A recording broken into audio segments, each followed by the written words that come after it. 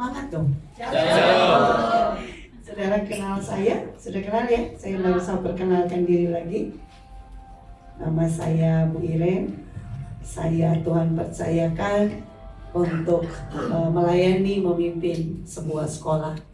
Saudara, itu bukan hal yang mudah, tapi saya percaya pilihan Tuhan tidak pernah salah. Demikian juga dengan hidup saudara. Apapun yang terjadi, apapun yang dimanapun saudara ada sekarang, saya percaya dalam keadilan, dalam kasih setianya, dalam hitungannya yang kekal, Dia tidak pernah salah mengizinkan apapun yang terjadi di hidup saudara dan saya. Amin.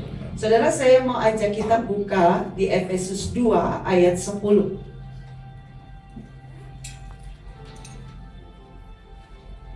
Efesus 2 ayat 10. Saudara, firman-Nya berkata, karena kita ini buatan Allah. Saudara, engkau percaya apakah engkau buatan Allah? Amin. Amin. Amin. Firman Tuhan berkata, baiklah kita menjadikan manusia serupa dan segambar dengan Allah, dengan kita. Saudara, Bapak Ibu semuanya, kita adalah gambaran Kristus. Di dalam hidup kita, Allah melihat sebuah rupa dan gambar dirinya sendiri. Saudara, kalau saudara pernah berkesempatan atau nanti berkesempatan ke Israel, saudara, ada satu tempat namanya Hebron. Hebron itu artinya sebuah ikatan hubungan. Saudara, di tempat itu katanya ya, menurut sejarah saya juga tidak tahu dan melihat karena semua yang di Alkitab tercampur dengan budaya. Katanya di situ ada kuburannya Adam, Hawa, lalu Abraham, gua Makpela di situ, Abraham, Sarah, Ishak, Lea, Yakub dan Rahel. Benar ya? Yakub dan Ribka di situ. Ribka, Lea, Yakub di situ. Lea yang tidak ada. Saudara, saya tidak tahu kebenarannya. Tetapi pada waktu masuk, memang tempat itu tempat yang artinya Hebron itu artinya ikatan, sebuah ikatan hubungan. Saudara, tidak pernah dijelaskan di Alkitab, tapi menurut saya ya ini mungkin sedikit gambaran di pikiran saya. Hari di mana Tuhan menciptakan Adam dan Hawa, mungkin pada waktu Dia melihat Adam dan Hawa, Dia berkata bahwa ini gambarku, ini rupaku. Hari itu Adam penuh dengan kemuliaan. Mungkin bahkan dia tidak bisa menamai itu seperti apa. Tetapi bayangkan ya, seorang Adam diberi kuasa untuk menamai seluruh makhluk, binatang dan tumbuhan. Saudara, sampai hari ini apakah ada saudara yang pernah bertanya, kenapa singa dinamakan singa? Tidak ada ya. Semua terima jadi aja, udah tahu beres gitu. Ya kan? Oh, raja hutan singa. Tapi saudara, pernahkah kita berpikir bahwa kuasa itu diberikan kepada seorang yang hari itu diciptakan Tuhan dengan keputusan menjadi serupa dan segambar dengannya. Dan hari di mana Adam jatuh dalam dosa, Alkitab berkata dia kehilangan kemuliaan Allah. Disitulah Allah tidak lagi menemukan gambar dirinya, Kristus di dalam manusia. Allah punya gambar kemuliaannya di dalam dirinya, tetapi dia tidak menemukan itu dalam manusia. Itu sebabnya saudara, bukan karena dosa manusia, bukan karena kita terhilang, tapi semata-mata satu saja alasan kenapa Bapa memutuskan Yesus harus turun ke bumi dan berakhir di kayu salib dan naik ke surga. Kenapa? Dia sangat berkepentingan mengembalikan rupa dan gambarnya di dalam kita. Amin. Dan itu yang dia harus bayar. Kenapa? Alkitab berkata, mata ganti mata, gigi ganti gigi. Itu hukum Taurat yang berlaku hari itu. Hari itu Adam jatuh dalam dosa dan seluruh manusia jatuh dalam kutuk dosa. Tetapi harus ada satu pembebas dan penebus yang darahnya bisa berkuasa mengembalikan satu dunia kepada gambar dan rupa Kristus.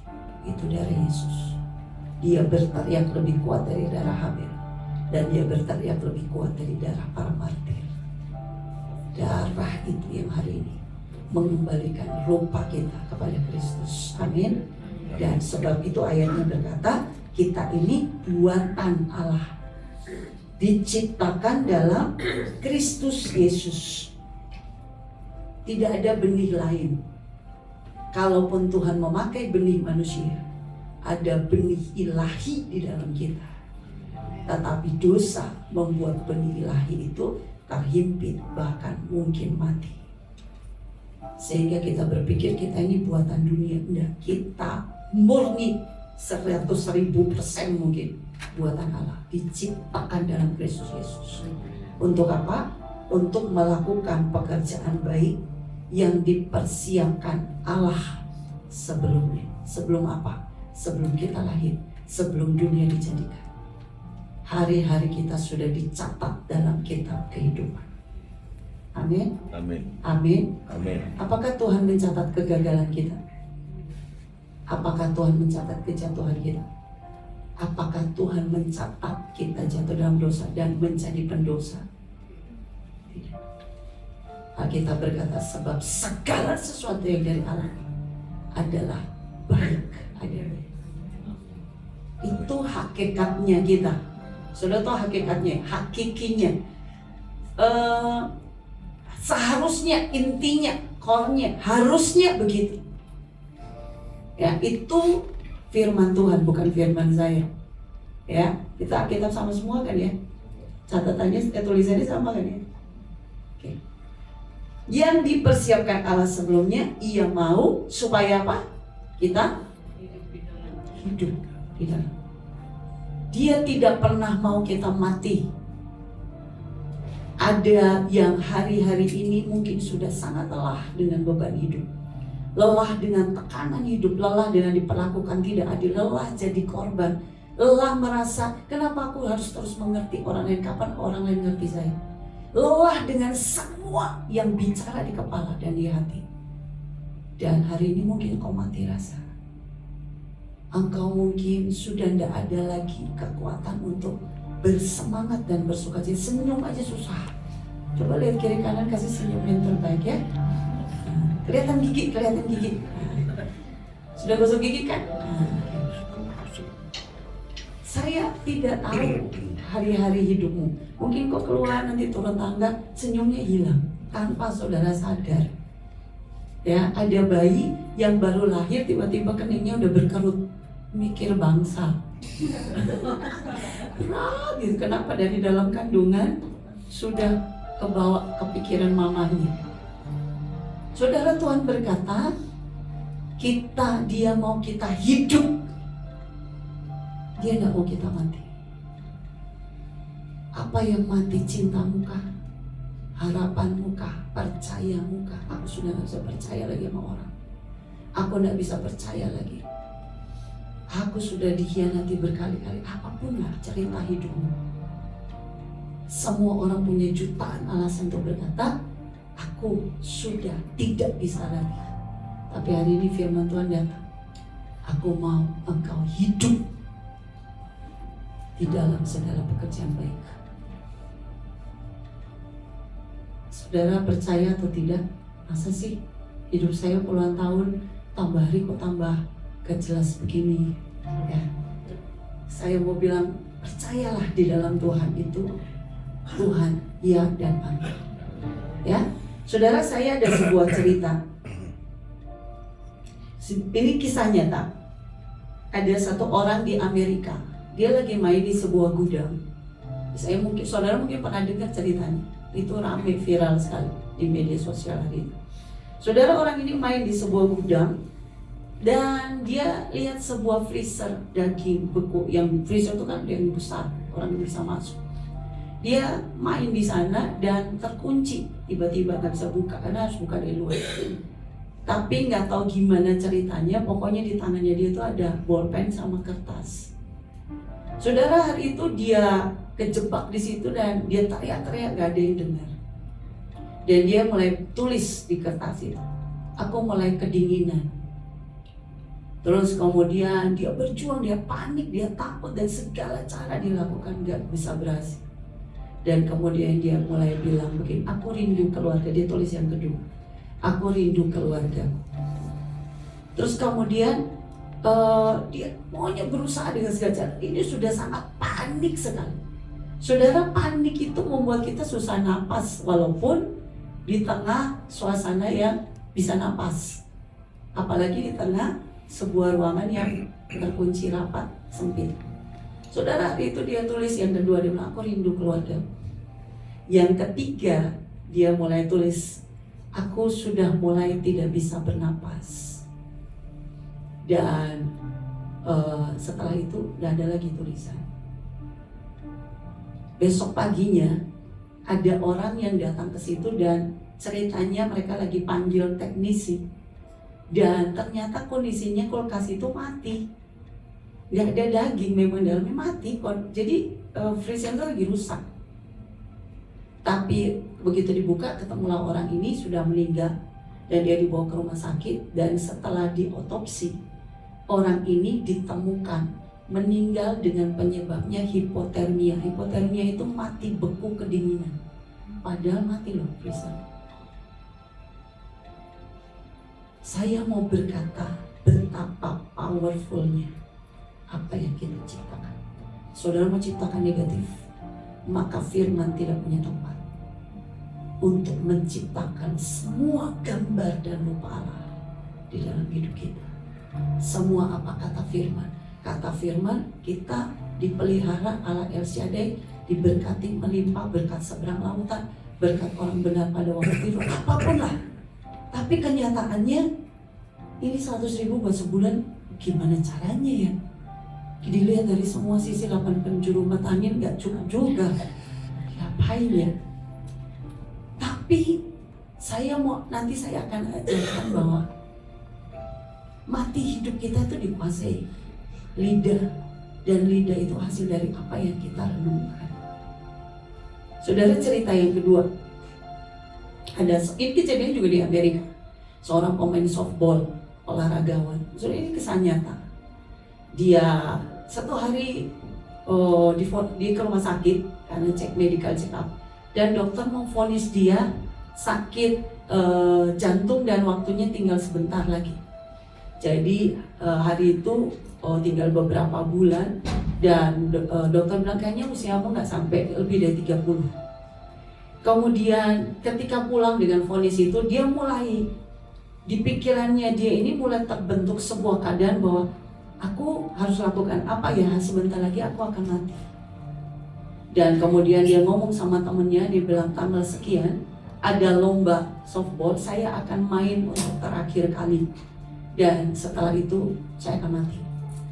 Saudara, singkat cerita, dia main, dia bertanding hari itu, dan setelah itu beberapa hari kemudian dia meninggal. Saudara, yang tragisnya adalah waktu dia meninggal di otopsi, penyebab kematiannya itu adalah sakit jantung. Jadi dokter memang memvonis dia sakit jantung, di umurnya tinggal beberapa lama lagi. Jadi beneran dia divonis sakit jantung, beneran dia meninggal penyebabnya sakit jantung. Tapi saudara mau tahu apa yang terjadi? Ternyata setelah di otopsi, diperiksa, ditelusuri, dan dokter itu baru menyatakan bahwa ternyata hasil pemeriksaannya itu tertukar dengan pasien lain, dan dia sehat-sehat saja. Sudah bayangin. Jadi kalau hari ini saudara mengalami apapun, dan di kepala saudara berkata, aku ini diperintahkan Tuhan untuk hidup dalam pekerjaan baik, hidup itu, maka itu yang akan terjadi. Amin. Tapi bayangkan orang ini sehat baik-baik saja, cuman dengan satu vonis itu sanggup membuat dia meninggal dengan keadaan karena penyakit jantung. Dia tidak pernah punya penyakit apapun. Saudara, ini kisah nyata.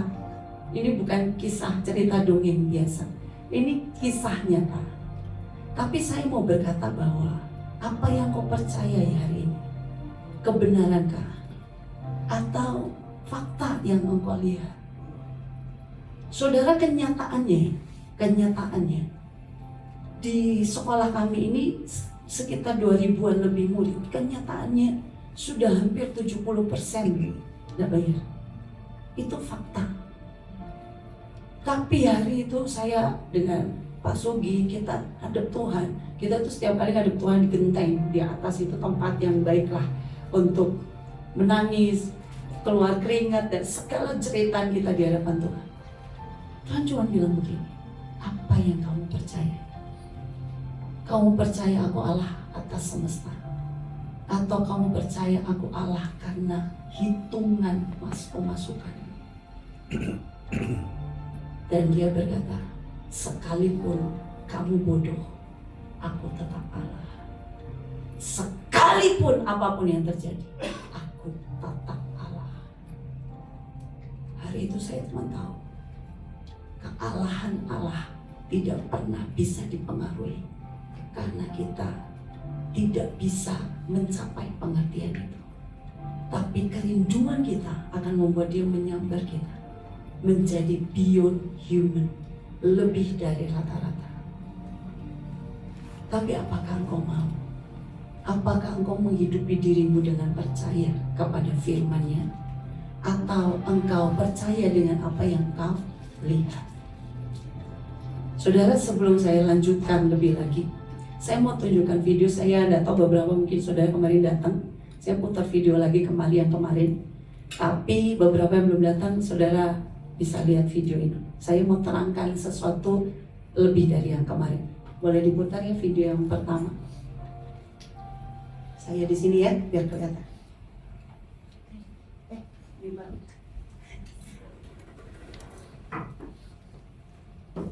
Videonya cuma sebentar, yang manjat tembok dulu aja.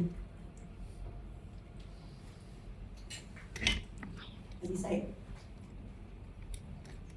bisa.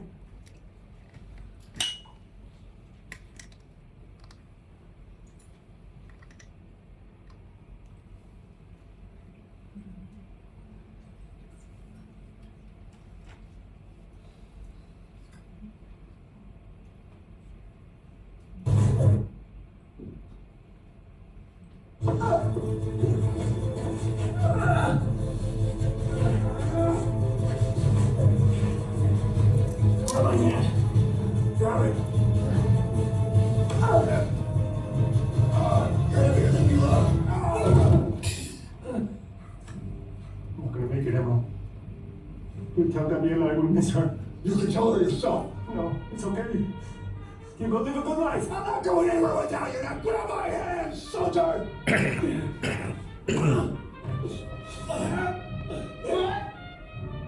Then we will both die, and I could never live with myself after that. So you let go. You let go.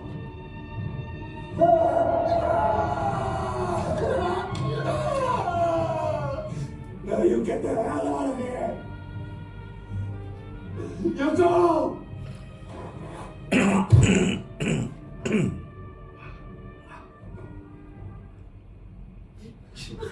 Is you okay? Honey, buddy. Ternyata bisa lewat samping. Oh, bisa lewat samping. Bisa gampang. Temu mereka. Coba yang kedua videonya dulu.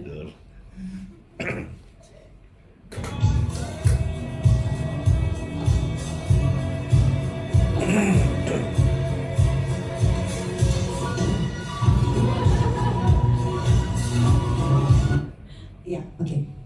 Saudara, saya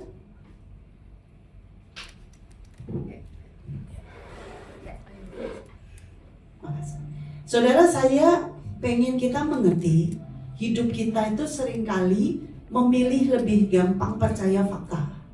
Kita lebih bisa melihat dengan jelas bahwa hidupku semenderita itu. Saudara, ada banyak orang yang iblis tarik untuk ada di area.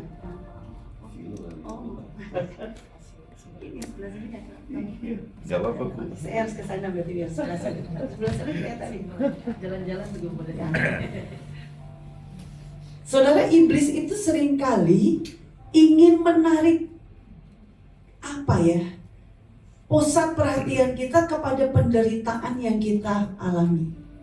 Saudara bayangkan ya, di video tadi itu dibilang ayo naik. Seringkali iblis itu membuat kita berpikir hidup kita semenderita itu, hidup kita sesusah itu, semengerikan itu, dan Tuhan tidak tolong. Bahkan orang lain juga gak bisa tolong kita.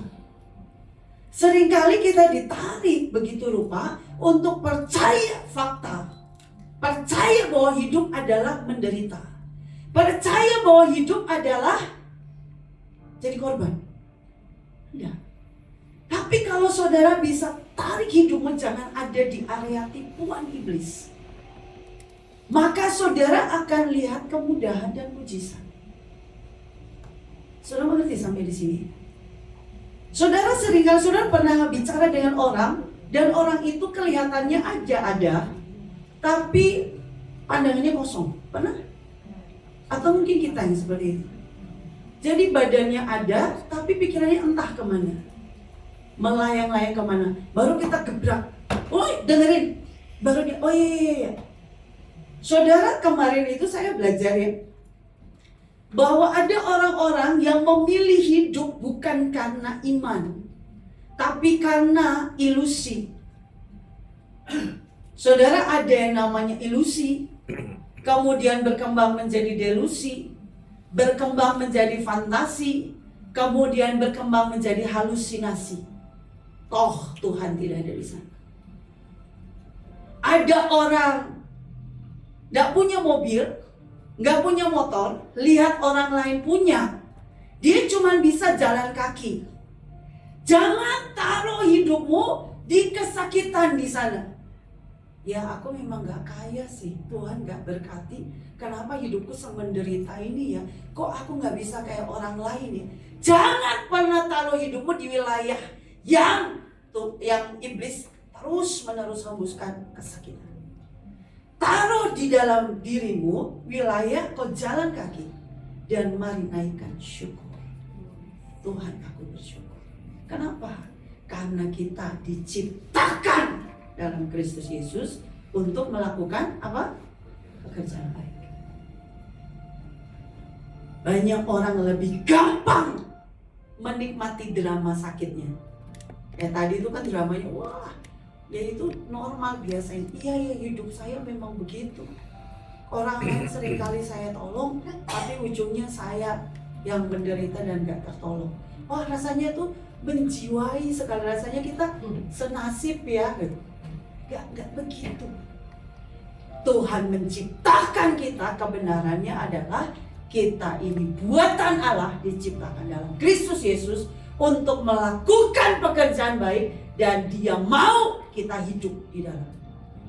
Itu firman, itu dasar, itulah yang mengerjakan iman. Sampai engkau lihat bagaimana Tuhan bawa hidupmu menggenapi janji Tuhan, melihat kegenapan janji.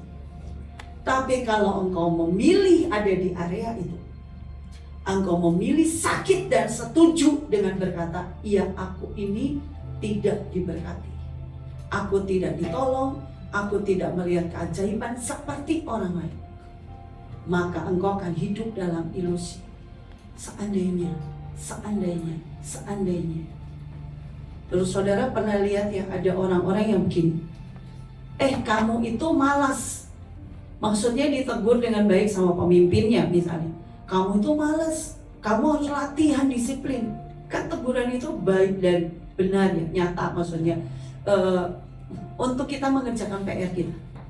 Tapi bayangin ya, ada orang-orang yang hidup tidak dengan dasar firman, tapi mereka hidup dengan ilusi, dengan fantasi, dengan halusinasi, berpikir bahwa aku sempurna. Mereka kan reaksinya ditolak dalam nama Yesus. Ya memang ditolak, bagus. Tapi so what? What's next? Apakah dengan ditolak tiba-tiba kamu dalam sedetik itu malas jadi rajin? Engkau harus membangun semua yang Alkitab katakan. apapun yang dia firmankan, bangun itu di roh. Latih dirimu begitu rupa sampai engkau menjadi seperti yang Tuhan mau. Itu baru namanya membangun di atas dasar iman. Saudara nangkep sampai di sini? Saya berdoa kita tidak jadi orang Kristen yang hidup percuma, capek-capek, korban perasaan, korban uang, korban waktu, korban tenaga, korban semuanya. Tapi tingkat pengertian kita tentang korban sama sekali salah. Kita tidak bangun di atas dasar iman, kita bangun di atas dasar ilusi. Dan ujungnya kepengikutan kita akan Tuhan 10 tahun, 20 tahun kita tidak melihat buah apapun dari janji Tuhan. Katanya Tuhan berkati, katanya Tuhan sembuhkan, katanya Tuhan sayang, katanya Tuhan begini. Kok? Saudara, saya mau berkata begini sama saudara. Ada banyak anak buah saya, itu lihat hidup saya baik-baik saja. Mereka lihat saya tiap pagi datang, tiap hari khotbah gantian sama suami saya, Selasa ke Jumat, Sabtu juga masih tugas sebagai pemimpin, kecuali Minggu, kalaupun gak ada kebaktian. Kalau saya ada jadwal Minggu, saya pagi-pagi sudah harus siap-siap. Senin juga pagi. Saudara, bahkan bulan Desember besok ini kita bertanya-tanya, emang ada libur? Tanggal 28 sudah mulai siap-siap retreat, itu rapat-rapat dan segala macam. Tanggal 21 atau tahun berapa tuh baru tutup tahun. Saya nggak tahu saudara ya, saya sih nggak mengenal tanggal merah. Tanggal merah kita selalu ada 24 jam.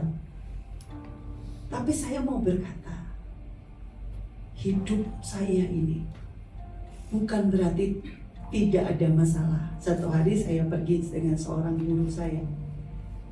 Begitu pulang, saya bilang mampir dulu di rumah, saya mau ambil sesuatu barang. Saudara, begitu masuk rumah, saudara tahu apa yang terjadi?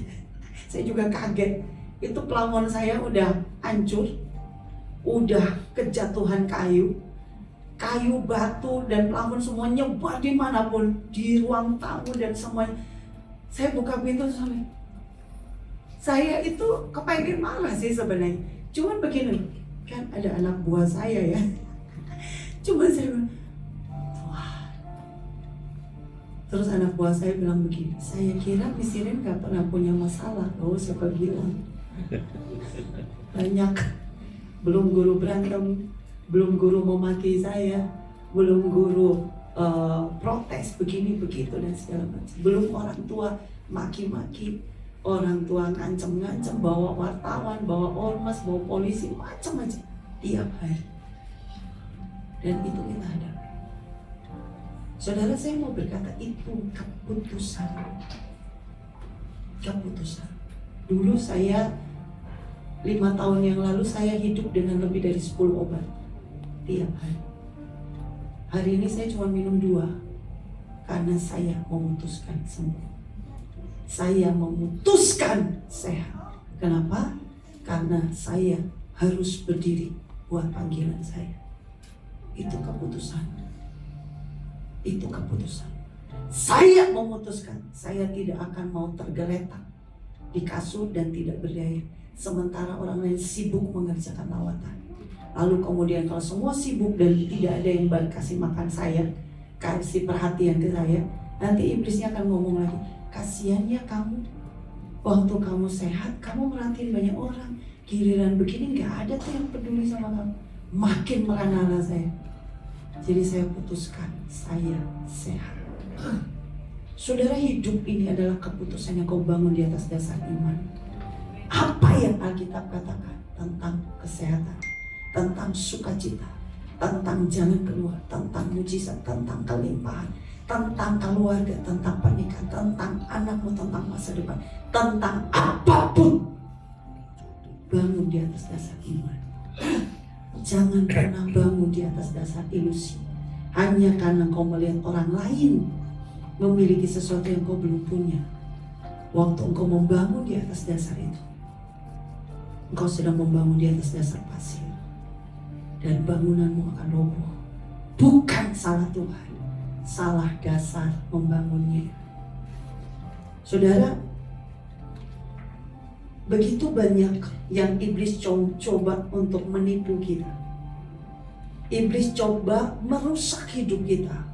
Tapi faktanya adalah kita harus sama-sama tahu, iblis itu sudah tidak berdaya. Hari kedua, waktu Yesus disalib, Alkitab berkata dia turun ke dalam kerajaan maut, dia ambil kunci kerajaan maut, dan dia bangkit dalam kemenangan, naik ke surga, menyediakan tempat buat kita. Itu fakta, itu kebenaran.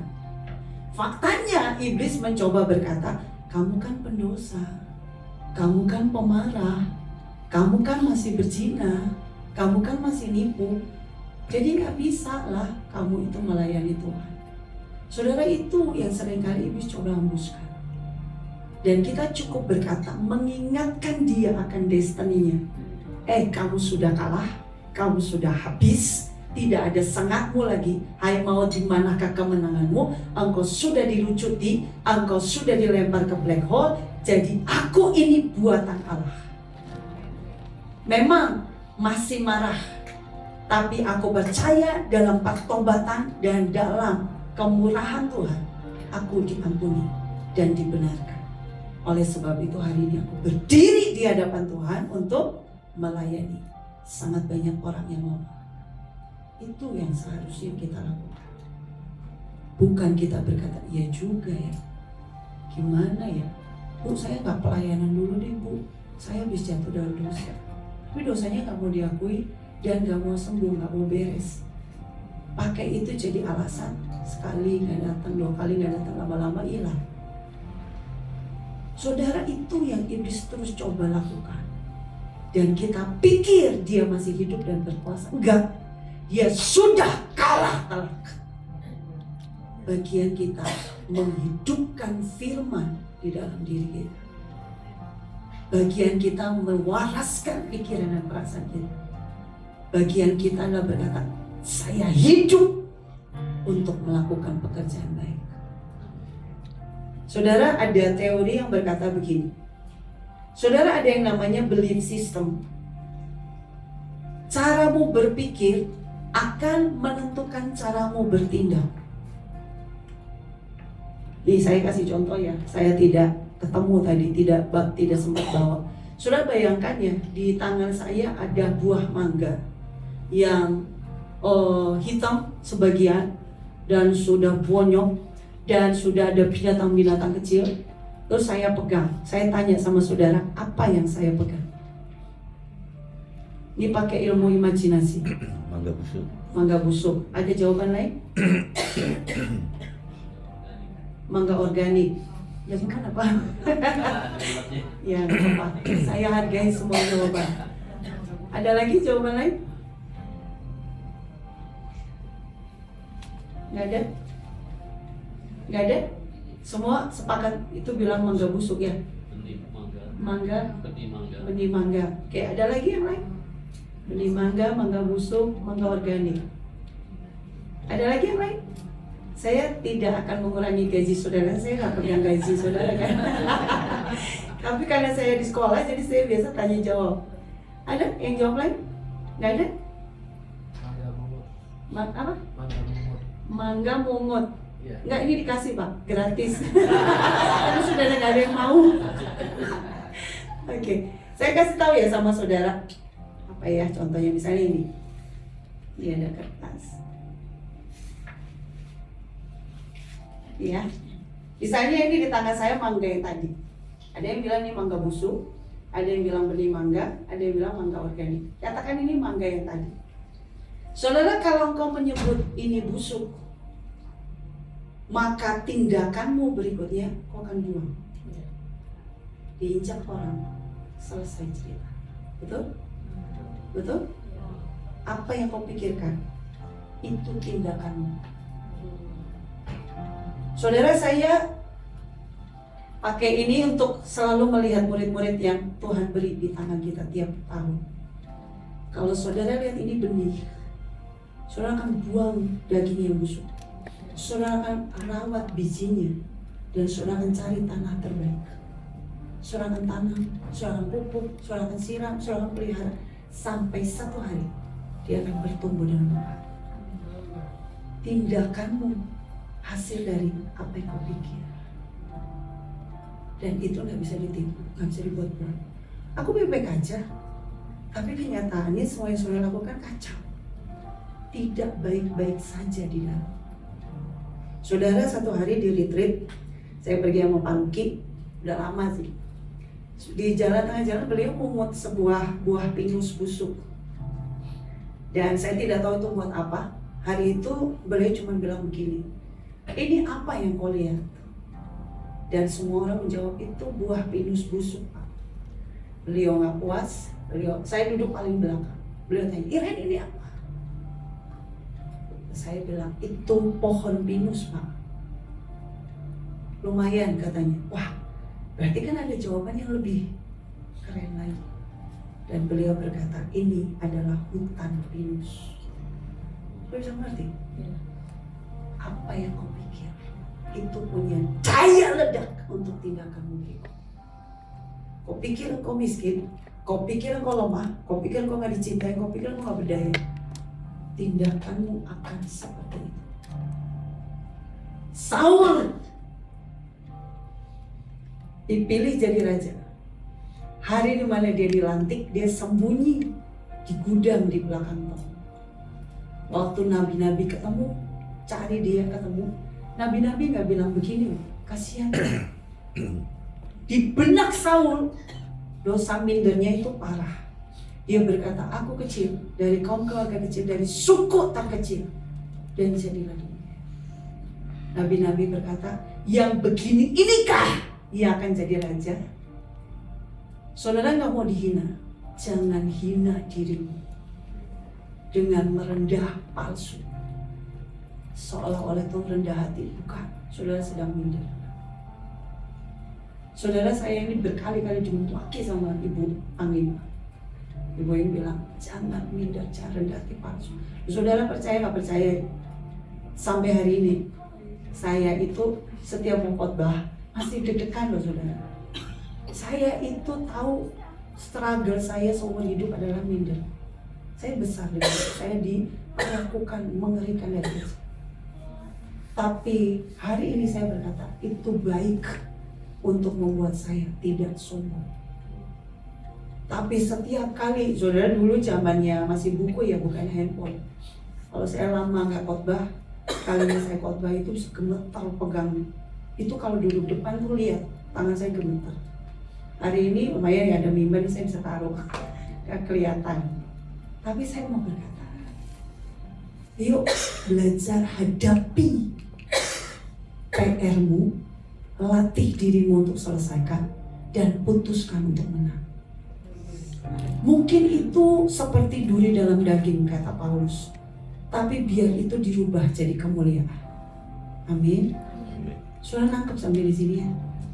Saudara, dari tindakan, cara kita bertindak yang salah, itu akan merubah kebiasaan. Waktu engkau mulai bertindak seperti yang tadi saya cerita, biasa merawat, ini punya iman nih sampai dia tumbuh. Dirawat itu jadi kebiasaan. Oh, hari ini ada tugas tambahan dalam hidupku, merawat satu benih. Itu kan jadi kebiasaan. Hari ini ada kebiasaan nambah dalam hidupku, memperkatakan firman tentang kelimpahan, memperkatakan firman tentang kesembuhan. Apapun yang jadi PR dalam hidup, belum lihat hasil, terus lakukan sampai itu jadi kebiasaan. Saudara, kebiasaan itu akan merubah karakter. Orang yang tadinya sombong, tapi kemudian karena dia menemukan sebuah PR, dia mulai melatih, bertekad menyelesaikan PR-nya. Tiba-tiba dia menjadi orang yang menghargai sesuatu yang cacat. Dia tidak lagi berkata, aku punya semuanya dan tidak ada orang sehebat aku. Tiba-tiba itu merubah caranya berpikir. merubah caranya memperlakukan sesuatu, merubah karakternya. Dan saudara mau tahu yang lebih ajaibnya lagi adalah karakter itu sanggup merubah kenyataan. Jadi bukan salah Tuhan kalau hari ini engkau menangis, menderita, sakit, luka, kecewa, kekurangan apapun itu. Tapi hanya karena mulai hal kecil engkau setuju dengan yang iblis hembuskan. Engkau ada di area sakit dan berkata, gua berkorban ini, gua seluruh dunia harus tahu gua menderita dong. Oke, seluruh dunia tahu, so what? Seluruh dunia gak peduli kok. Tapi bagaimana dengan hidup yang kau harus hadapi? Kau pindah geser. Aku tidak akan setuju untuk tinggal di situ dengan apa yang iblis katakan tentang aku. Aku akan pindah dan aku akan jalani hidupku dengan ucapan syukur, dengan firman yang berkata, aku ini buatan Allah, diciptakan dalam Yesus Kristus untuk melakukan pekerjaan baik yang dipersiapkan Allah sebelumnya. Dia mau supaya aku hidup di dalamnya, bukan mati. Amin. Amin. Saya sungguh berdoa, jangan biarkan dirimu ditipu iblis. Kalau hari ini kau belum lihat keadaanmu berubah, lakukan dengan sangat kuat. Saudara, saya tutup dengan kesaksian. Saudara, saya punya anak yang kedua. Saudara yang sering kemana tahu ya, anak saya yang kedua itu waktu lahir, dia dalam kandungan 8 bulan itu, saya harus berurusan dengan polisi 1 tahun. Karena guru-guru kami melaporkan ke hari itu ada sekitar 8 guru, 21 guru sebenarnya. Tapi yang lain gak apa-apa, 8 guru ini mereka marah. Kenapa? Salah satunya mereka suka ngomong jorok di kelas dan melarang anak-anak pelayanan. Jadi akhirnya kami memutuskan, kami biarkan itu bertahun-tahun sampai akhirnya kami putuskan harus keluar. Dan begitu diputuskan seperti itu mereka marah. Saudara, singkat cerita, mereka menyewa pengacara. Saudara, pengacara ini 3 orang. Jadi ada ketua pengacara, ada asisten pengacara, yang satunya itu tukang bunuh. Jadi dia bawa koper. Saya tidak pernah tahu yang seperti itu, tapi hari itu kita pinjam pengacara dari satu lembaga bantuan hukum, orang Kristen juga. Tapi kemudian karena makin panas, karena adu ilmu hukum, jadi saya melihat ini sudah tidak sehat. Saya bilang, udah saya aja yang maju. Saya perempuan hamil, toh mereka nggak akan berani macam-macam. Tapi saya bilang sama bapaknya yang membantu kita, ajari saya mau harus mulai dari mana. Saudara, itu awal saya berkenalan dengan yang namanya hukum dan semua penetapan dan ketetapan dan segala sesuatunya. Karena mama saya itu jaksa, saya nggak tertarik sama sekali dengan hukum. Tapi di dalam darah saya ada itu. Jadi Tuhan terpaksa memperkenalkan saya, dan itu nggak enak banget. Hari itu saya nggak ngerti, Tuhan ngomong pun saya nggak percaya. Tapi saya harus berhadapan dengan itu untuk kenal yang seperti itu. Saudara, singkat cerita, saya tanya, saya harus mulai dari mana? Dan dia bilang, kamu harus mulai dari ini. Kamu tahu dari 3 orang itu, yang satu itu sering bawa koper. Di dalam kopernya itu ada semua senjata tajam, celurit, pisau, terus kemudian macam-macam lah senjata tajam, tapi juga ada santet, guna-guna, racun, semuanya komplit. Jadi dia bilang, hati-hati dengan yang bawa koper. Kemudian dia ajarin semua soal perjanjian segala macam. Oke, saya dengerin. Begitu pertemuan lagi, saudara, saya langsung duduk di depan. Jadi mereka bertiga duduk, saya langsung duduk di depan yang bawa koper. Itu dulu saya harus beresin. Kenapa? Karena buat saya begini, ini ganggu banget. Ngapain sih ini perempuan hamil? Ibu-ibu mau ngapain coba? Kamu ngapain berhadapan dengan ibu-ibu hamil dan bawa sebegitu mengerikan? Saudara, kenapa? Di dalam saya itu, yang saya bangun adalah saya tidak izinkan satu orang pun mengendalikan atau mempengaruhi, mengintimidasi saya. Halo? Oke. Saya tidak izinkan. Jadi yang pertama, saya kalau ke satu tempat, saya akan cari mafianya mana. Dengan guru juga, saya akan cari yang paling trouble mana. Itu saya urusin. Kenapa? Karena begitu saya bisa menenangkan hatinya, yang lain itu gampang sih sebenarnya. Ini dulu diurusin. Jadi saya langsung berhadapan dengan yang bawa koper ini, saya bilang, saya tahu isi koper Bapak. Walaupun saya juga gak pernah lihat sih. Cuma dikasih tahu kan. Jadi dia bilang, saya tahu isi koper Bapak. Bapak tahu? Bapak ngerti hukum? Saya perempuan hamil. Bapak gores saya sedikit. Urusan kita panjang. Saya akan tuntut Bapak di aturan hak asasi wanita dan anak. Pulang sekarang. Pulang dia. Jadi saya cuma berhadapan dengan 2 orang habis itu. Saudara harus bisa mengerti di dalammu ini Tuhan beri sesuatu yang apa ya? Yang bayangin ya, bahkan malaikat pun Tuhan tidak pernah menyebut serupa dan segambar dengan Kristus. Cuma manusia. Dan betapa takutnya iblis, makanya iblis dia tahu dia sudah kalah telak sama Yesus dan dia rusak ciptaan.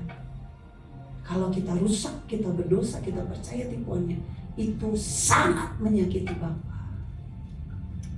Gampang.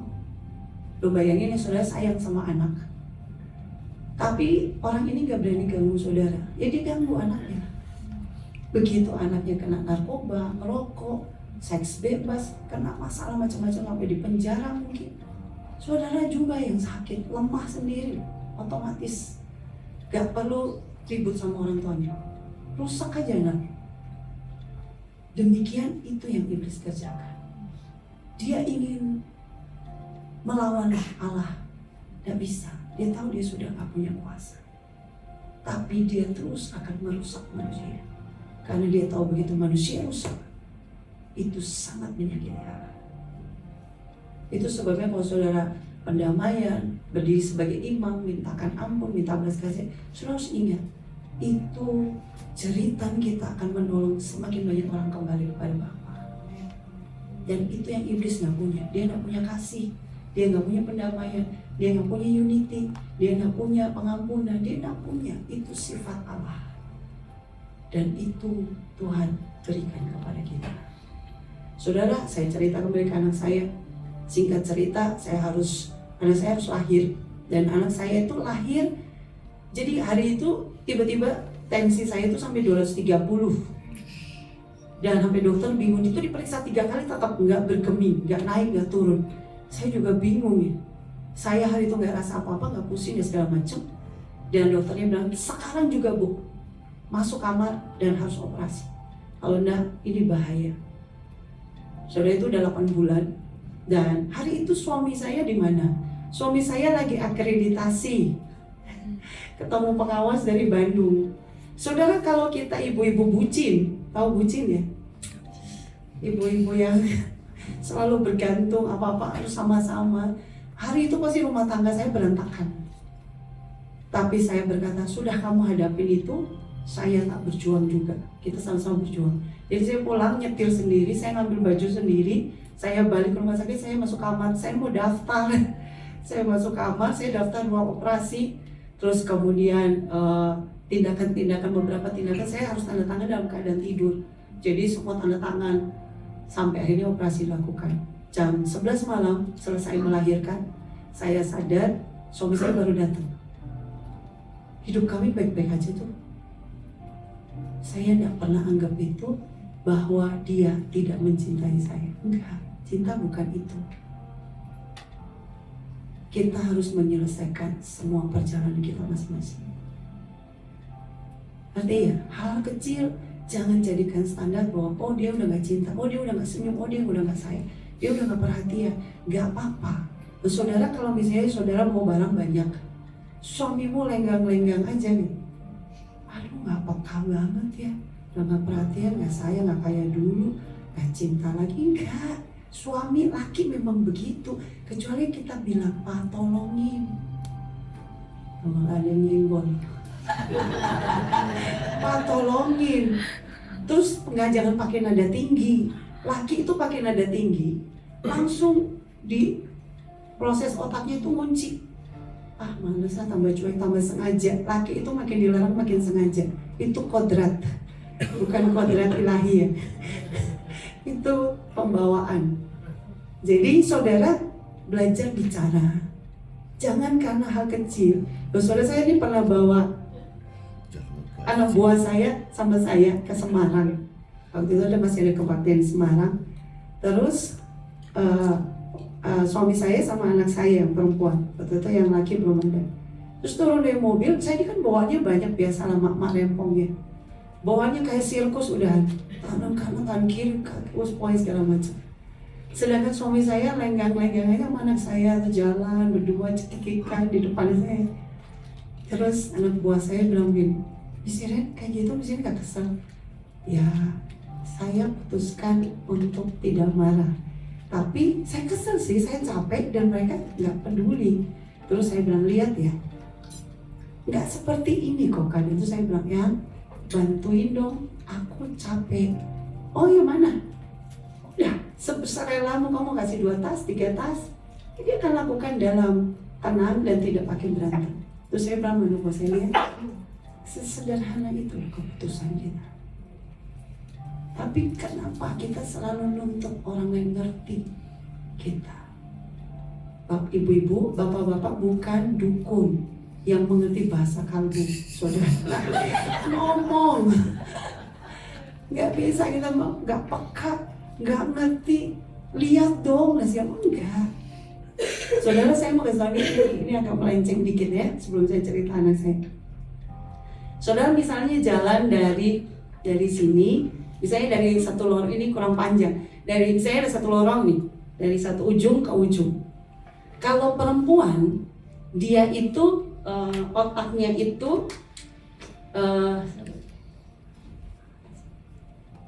kalau perempuan itu otaknya itu multitasking. Kemarin saya jadi perempuan kalau di rumah sakit, sudah pernah tahu IGD atau UGD, unit gawat darurat. Nah, itu 24 jam terbuka. Penyakit melayani sakit dari bisul sampai dilindas truk tronton, semua masuk di situ. Betul? Betul ya? Tapi ya seadanya P3K, pertolongan pertama pada penyakit. Ada kecelakaan ya, jadi ya seadanya, pokoknya tertolong hari itu juga. Tapi kalau sampai penyakitnya itu membutuhkan penanganan lebih dalam, lebih lanjut, dia akan dirujuk rawat inap kemana? Spesialis. Itulah pria. Sudah lihat, itu aja beda dan itu bisa membuat orang cerai. Kalau kita tidak pernah membangun hidup kita di atas dasar firman, itu sangat beda.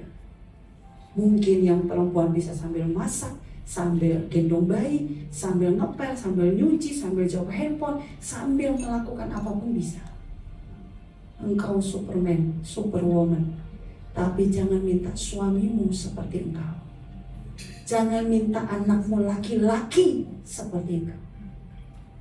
Itu sebabnya, saudara, dalam penelitian itu, anak kita kalau masih usia sekolah, dari kalau TK masih bermain ya, SD sampai SMP, itu yang sering juara kelas itu perempuan.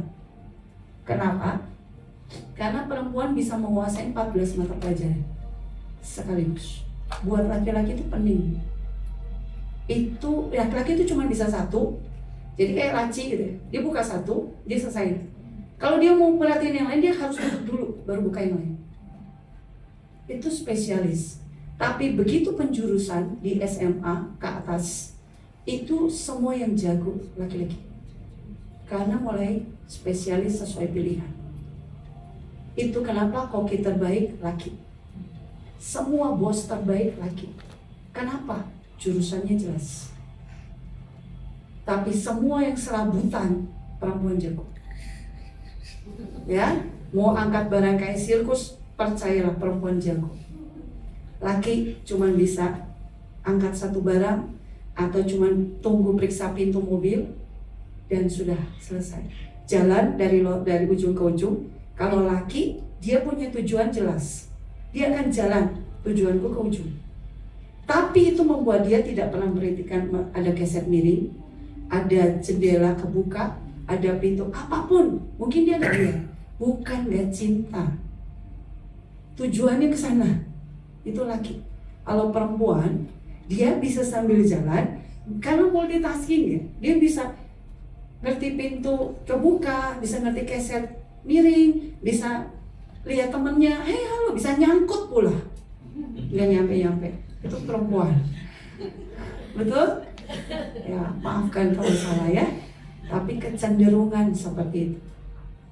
Ya, jadi saya waktu saya belajar itu, saya makin mengerti. Saya tidak bisa tuntut suami saya seperti saya. Dan disitulah kita mulai tarik garis. Oke, dia tidak harus seperti saya tidak harus seperti dia. Tapi kita akan kerja sama. Nanti kalau misalnya ada hal-hal khusus yang saya butuh ditolong, saya akan tanya sama dia, yang menurutmu ini gimana? Nanti kalau ada hal-hal yang datang bertubi-tubi dan dia bilang, urusan ini, oke, saya maju. Jadi saya mau berkata, bukan tidak cinta. Saudara, hari itu anak saya lahir dan dokter menyatakan dia sarafnya nggak lengkap. Sampai hari ini loh, tidak ada satupun orang yang berani bilang anak saya autis. Kenapa? Saya memutuskan anak saya adalah piala saya, bukan masalah. Saya mencintai dia dan saya berkata, ini anak tanda kemenangan saya. Jadi setiap kali ada guru-guru sakit, gantian masuk rumah sakit, saya ajak semua guru doa, saya bawa anak saya, angkat tangan. Saya cuma bilang, Tuhan sudah dibayar. Engkau bayar di kayu salib, aku bayar pakai anak ini, dan selesai. Saudara, kita bisa anggap itu hadiah kemenangan, atau kita bisa anggap itu malapetaka.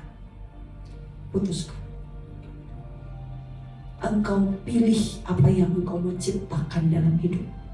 Masa depan seperti apa yang engkau mau ciptakan. Kondisi keuangan seperti apa yang engkau mau ciptakan. Bukan yang kau rindukan ya, beda. Engkau boleh punya kerinduan, boleh punya iman, boleh pengen misalnya seperti orang lain, tapi jangan pakai dasar ilusi. Mari belajar dengan dasar firman. Ciptakan iman.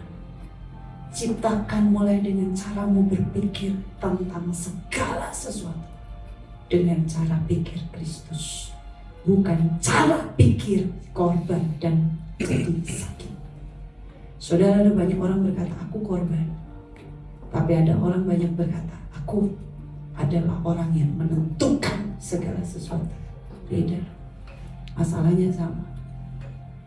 Ada orang yang jadi korban bahkan karena kekonyolan, kebodohan yang cerita tadi saya cerita. Mati dalam keadaan beku, kedinginan, hipotermia. Masalahnya kulkasnya mati. Itu kan konyol sekali. Mati dalam keadaan penyebabnya sakit jantung. Kenyataannya tidak ada sakit satupun di tubuh. Itu sangat bodoh dan konyol. Dan iblis tertawa karena ada banyak orang menderita dalam kepahitan dan kesakitan. Hanya karena berkata ya kepada apa yang iblis hembuskan. Dan itu cocok sama faktanya. Tapi kalau saudara mau jalan dengan Tuhan dan ucapan syukur, saudara noleh. Ternyata anda harus lompat dengan drama. Bisa lewat samping, gak pakai tenaga pula. Temu tuh, yang satu udah wah gitu. Udah sampai pesan-pesan terakhir, bilang sama keluarga, aku sayang sama mereka dan segala macam. Terus saudara, kalau kita ada di keadaan itu, kita akan berpikir, aku ditinggalkan. Aku sendiri, aku kesepian, aku dikorbankan. Enggak. Mari ciptakan langkahmu. Ciptakan dasar iman, dasar firman. Dan kau akan lihat kemudahan dan mujizat. Amin. Amin. Maka kita berkata, tidak ada air mata, tidak ada kegagalan, tidak ada kehancuran, tidak ada kematian. Yang ada adalah, aku adalah ciptaan Allah, buatan Allah, diciptakan dalam Yesus Kristus untuk melakukan pekerjaan baik yang dipersiapkan Allah sebelumnya. Ia mau supaya aku hidup di dalamnya. Amin. Amin. Amin. Ya, sekarang ikut dengan saya, nggak usah lihat Alkitab. Ya, so bangkit berdiri. Saudara, ini iman yang kita mau ciptakan. Karena aku adalah buatan Allah, Karena aku adalah buatan Allah, diciptakan dalam Kristus Yesus diciptakan dalam Kristus Yesus, untuk melakukan pekerjaan baik untuk melakukan pekerjaan yang dipersiapkan Allah sebelumnya. yang dipersiapkan Allah. Ia mau Ia mau supaya aku hidup di dalamnya. aku hidup di dalamnya. Saudara hafal? Sama-sama ya? Sama-sama ya? Supaya saudara nanti mau makan ingat, jalan ingat, lagi nyetir ingat, lagi sedih ingat firman itu saudara bangkit. Amin. Yuk kita sama-sama ya. Siap? 1, 2, 3. Karena aku adalah buatan Allah, diciptakan dalam Kristus Yesus untuk melakukan pekerjaan baik. Ia mau supaya aku hidup di dalamnya. Amin. Lagi ya? Lagi ya, tadi masih sama tegang mengingat-ingat. Ayatnya benar nggak? Ada yang ngecek ayatnya benar? Ada yang kurang nggak? Oh, nggak usah ditampilkan biar semua hafal. Oke ya, siap ya? 1, 2, 3. Karena aku ini buatan Allah, diciptakan dalam Kristus Yesus untuk melakukan pekerjaan baik yang dipersiapkan Allah sebelumnya. Ia mau supaya aku hidup di dalamnya. Amin. Oke, sekarang berdua. Lihat mata temannya, mata pasangannya, suami istri boleh. Dan sebutkan ayat ini. Pemusik juga. Berdua. Tidak ada yang, kalau berdua kurang, bertiga boleh.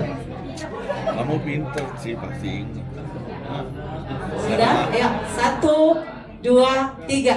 Karena aku ini buatan Allah, diciptakan dalam Kristus Yesus untuk melakukan pekerjaan baik yang dipersiapkan Allah sebelumnya.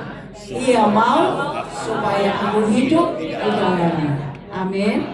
Ya, hidupku menggenapi firman.